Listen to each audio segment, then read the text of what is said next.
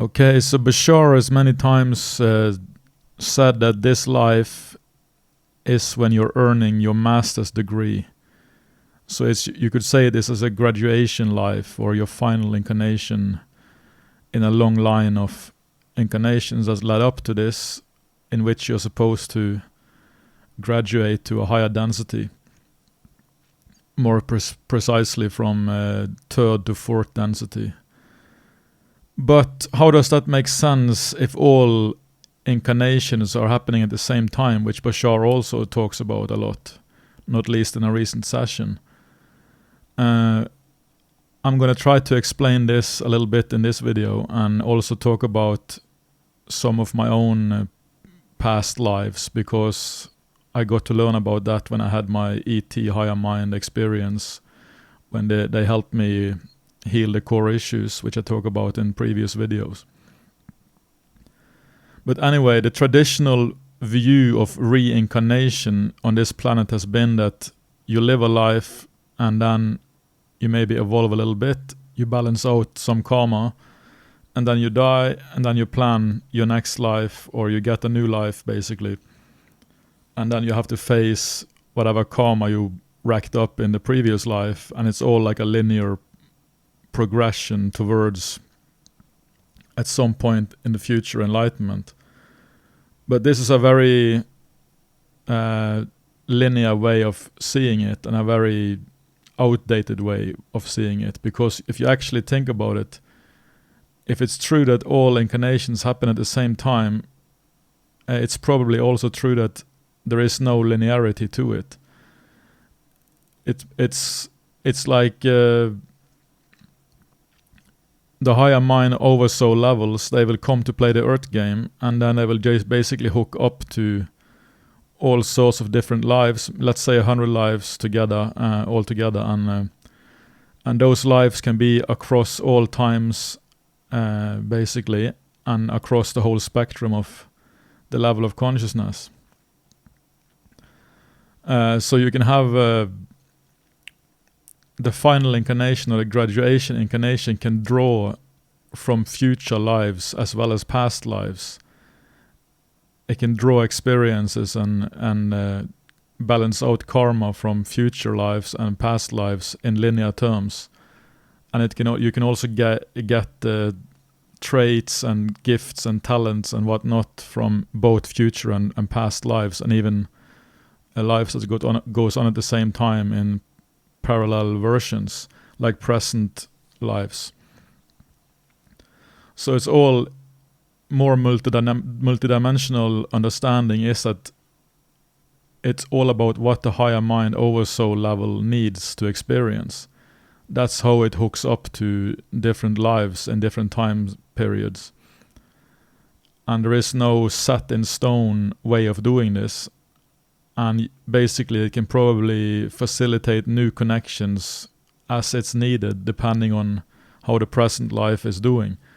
Maybe the present life needs more of a balancing out of something, and then it needs a new connection to a different life in a future or past. And then the higher mind will just seamlessly do that as you go, basically. So it's better to have that kind of understanding, gives you a more holistic approach and a better view of how it actually works. So that means also that you in this life will never be again. This is a very unique you that's created in this life only. And if you try to have a similar life in a similar time and basically repeat the previous life, you will still not be the exact same you, because when the pure spirit comes down to the physical, it's always formed differently, just like a snowflake. It can never be exactly the same, even if you have the exact same setup and parents and just choose a parallel reality that's basically the same. You will still be a different person, a different version of that person that you are now. So the higher mind oversoul levels, they see the Earth game as a very rapid way of development. That's why the whole universe is so interested in this planet. At least it's one of the reasons. It's because there is so much variety, both in terms of different people and different races and whatnot, and different genders and sexualities and all that. It's so varied, and also across time periods. So that means that and each life can be filled with very many challenges, which is maybe not present on a planet where everybody is, kind of the same level. That doesn't create as many challenges as a planet full of completely different levels of people, levels of consciousness from the top to bottom of the scale. The whole spectrum is always present in all time periods, basically. So it's very possible to have a life at this present time in which you are a supporting life to the final graduation incarnation in the past. For example, in ancient Greece or something, you can have your life can be a supporting life to a guy who gets enlightened in somewhere in your past. But what it looks like for me, and as far as I can understand, this time period is a very unique time period, because usually you will have like the higher minds, oversouls, they will line up, let's say 100 lives, and that's enough of a range to have enough experience to generate a final life, which is the graduation incarnation. And then in the final life, it sort of draws on the experience and talents and abilities from all the other lineup of previous and past and present and future lives. And then the final incarnation has to wrap up all that karma, like a big karmic wrap up, tying up all the loose ends from the previous lives, and then eventually it will reach enlightenment, in which it merges, or the higher mind comes down into physical form. So you basically merge with your full self as much as possible in the physical 3D dimension, and that's what enlightenment is. And but this time period is special because it looks like it's going to be a mass graduation event, not only a one by one case like it has been throughout history. It looks like now they're going to include a lot of more people who have not really. They have advanced lives, but maybe they're not in the final incarnation at the present moment, because there's a very special trait to that kind of life I'm going to talk about. But there are many also advanced incarnations that are close to the final incarnation or close to the final graduation life. And they can switch become a graduation life also. And what it looks like to me is that we're going to have a massive upgrade of the whole mass consciousness at some point, and a certain amount of people, a percentage of the population, will be included in this. And those who have come far already, they will then get enlightened fully, and they will help the rest of the advanced incarnations to also get enlightened eventually. And also you will get ET help, obviously, and all these assistances. But it doesn't look like now there's going to be a one-by-one basis anymore, like it has been traditionally, where you sort of escape the whole matrix kind of by finally getting enough experience throughout all the lives to have a final incarnation in linear terms, and then get enlightened or escape into fourth density and beyond. As from my own experience, it's very easy to see if you're having what you might call a final or graduation incarnation, because that will usually come with a lot of challenges, pretty harsh challenges, and more and more challenges. It seemingly never stops. At least you get few breaks between the challenges, and they start early on. And that's definitely been the case for me. I've been through a lot, and you can have a lot of challenges in a regular life too, but then you will not make much progress. You'll basically just repeat certain challenges instead of learning from them. But in a graduation life, you will most likely have a lot of progress as you as you go through these challenges and you sort of transcend them and you move on.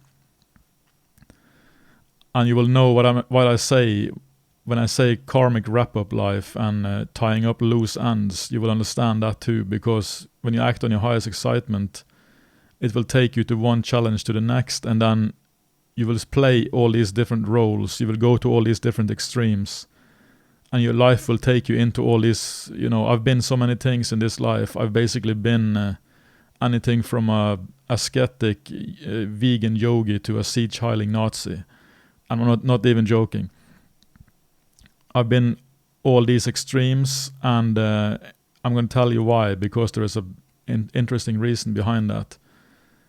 Because I asked, when I went through the Eye of the Needle experience of healing the core issues with assistance from my higher mind and ETs, I asked about previous lives, and he told me that my latest incarnation in linear terms was in Nazi Germany. I was high up in the Nazi system.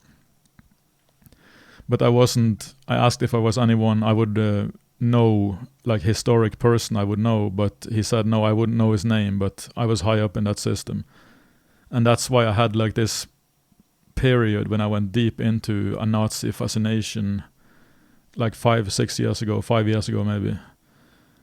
I was very angry at that time, depressed and whatnot, and I would spend a lot of time researching alternative versions of World War II and the whole Nazi regime, basically seen from the German point of view instead of the Allied, which is a very interesting thing to do, which I recommend if you're interested in these things. There are many good documentaries and whatnot you can check out, but I was really into this for a while, like maybe 6 months, 5 months.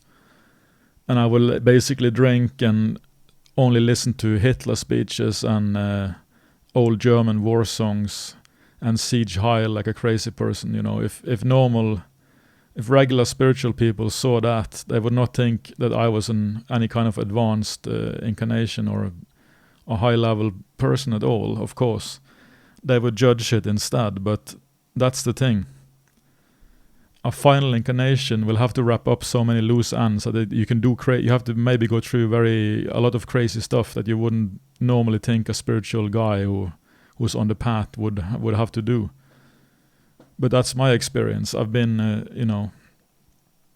that's just one example. I can't go into too many, but that's tied up to the life he talked about. He didn't reveal too much more about my past lives or future lives, but he also talked about Orion, because my first childhood memory is like the word Orion, which stuck with me. I think my parents or something rented a movie with Orion in the title. And when I heard that word the first time, it sort of stuck with me still. I can still remember it so clearly. I was like 6 years old, maybe. And I asked, obviously I was curious about this, why Orion was so special for me. So I asked, did I have any lives in the Orion system? And he said, yeah, you had millions of lives on both sides. So if you're not familiar with the Orion Empire and all that, there are a lot of material you'll find out there and Bashar talks about this too. Basically millions and millions of years ago in linear time, there was a big oppressive empire called the Orion Empire.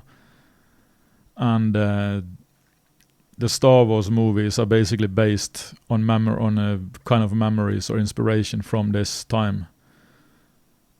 And the Earth game that plays out now has been playing out for a while is basically a karmic wrap-up of all those old Orion energies.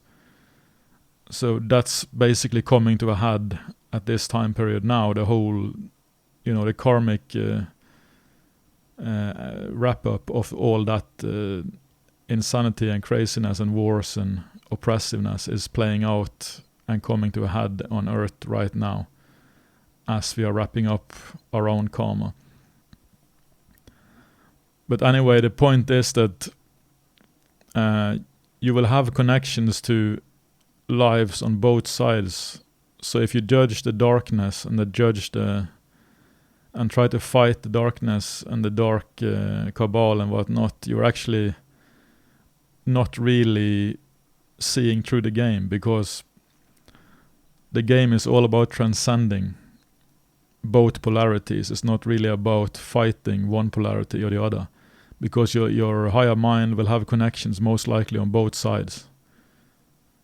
So there is no point in doing that unless that's your actual experience in life. If that's what you're here to experience, which many people are anyway, then it's obviously your team, and then it's okay, or everything is okay. But if you're transcending everything, you can't waste energy in. At some point you have to wake up from the both polarities and start to see through it all and not fight darkness, as I've been doing that in most of my life.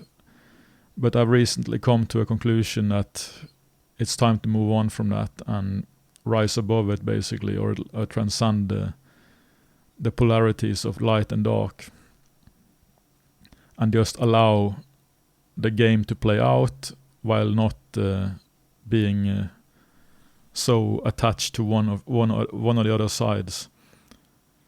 And that's pretty much the best way to deal with the craziness you see in the world today. Because if you get sucked into that, you're not ready to transcend it, that's for sure. But that might be okay if that's that's what you feel like doing. Then if it's your team, then that's the way it is. So, but the point is to have a deeper understanding of the reincarnation concept. It's not really, you're basically balancing out karma from other incarnations, which is not really you in this life, because you are the only you. Your higher mind is obviously, and the oversoul and whatnot is obviously the real you, eternal you, that the full self, you might say. But you are a part of that. But when you're here incarnated as a physical being, then that's the only you know, right? And you have a connection, intuitive connection to the higher mind. But the other people you have connections to in past and present and future, they are not really you in that sense, even though they will merge into the same you when the higher mind, moves on and takes with it every experience it had in third density game. They have their unique souls. They're not really you in that sense. They go on at the same time. If you look from the higher mind perspective, these different incarnations you have connections to. So it's not really correct to think that, if you did something in the past life, then you must balance it out in the next life and all that, old thinking from the Buddhism and New Age way. Because you're basically always balancing out some kind of karma from simultaneous incarnations that are not really you anyway. And other people might have to balance out what you did, or something that, your generated karma in this life. So it's all a mix-up, and there's nothing to take personally, but just remember that you also get gifts and talents and all these good things. You don't only have to balance out negative karma, you also get gifts and all sorts of stuff from these other incarnations that goes on at the same time. So that's pretty much, maybe that relieves you from some guilt, but so it's all a big mix-up, and so you don't have to worry too much about karmic debt and all that nonsense, really, because doesn't really work like that. It's all you're playing a game with multidimensional connections all over the place. It's almost like a big brain. Like your neurons in your brain, they will change connections as you think new thoughts. I think it's pretty dynamic like that also. It's not very static, like you have to connect to this life and this life all the time. That's how it's going to be your whole life. And I think it's much more dynamic. It's probably shifting all the time. The higher mind is facilitating everything. And it's looking at what you need and what each incarnation need. And it's very complex if you think about it like that. And it's not really something you should worry too much about, because it's not really your job anyway. But it's nice to speculate and philosophize a little bit deeper into these subjects. It makes you think more multidimensional, and it actually can increase your understanding of the complexity of it. And the final incarnation is not something you should, worry, am I a final incarnation, am I not, oh my god, what am I going to do? Because the best you can do anyway is always, because any life you can always rise your level of consciousness, you can always work on yourself, and that's your only job anyway. So I wouldn't worry too much if you're a final incarnation or not, because this is a mass graduation event in which, as far as I understand, is as long as you are above 330 on the scale of consciousness, which is a little bit more than 50% positive, then you're eligible for this graduation. And you might, become a final incarnation or enlightened later in life. And even if you're not feel that you have had such a karmic wrap-up life that I talked about up to this point, it doesn't really. Things are a little bit different now in this mass graduation event, because that's not the same as it used to be when only one person escaped the karmic cycles, you might say, or the karmic loops that we all get stuck in down here at different levels. So the lineup, you could say, let's say for example that the higher mind oversouls, they have lined up 100 lives. That's what they need to get to the final incarnation. Then you will probably have those lives all over the time periods, and it doesn't matter really if they're future, past, or whatever. So they will connect whatever they need, and then maybe 40% of those lives will be a low level, on the lower end of the scale of consciousness, below 250 or below 300 basically. Then 40% will be above 250 or above 300 and up to 500, and then the rest will be more advanced incarnations. You could see it like that. So if you can look at it linearly too. If you look at it from the bottom of the scale of consciousness to the top, it's a linear progression, but those linear progressions can be all over the time frame linearly. So you can have a very advanced high level incarnation in the Middle Ages, and then you can have a brutal working class maniac incarnation in the present time, for example. Nothing is linearly progressing really. It's all over the place when it comes to the time frames, but there will be a linear progression in the sense of the spectrum of the scale of consciousness of all the incarnations, because they have to sort of build up towards the final incarnation, which will become the enlightened incarnation. And that doesn't mean that one life is better than the other, or they're all going at the same time anyway. So each person in each life can also surprise and do stuff and develop more than maybe they originally thought would be possible, and they can then shift into a completely new setup which gets them new connections to different lives again. So it's very flexible. Nothing is set in stone like that, but it's just most likely people born low on the scale will not. If you're born, let's say, at level 200 or something, and you move down a little bit, down below 200, and then you move up again, you're most likely not going to go very high on the scale in that life. It's just the way it is. It's possible, obviously, everything is possible, but most likely you will stay in that range. But within that range, you get to experience whatever you focus on and whatever you want. And you can do as best you can within that frame and in that range of the scale. But most likely, if you're in that range, you wouldn't know about any of this anyway. You wouldn't know about the scale. So you basically just have enough by surviving and doing a job or something, or not being criminal.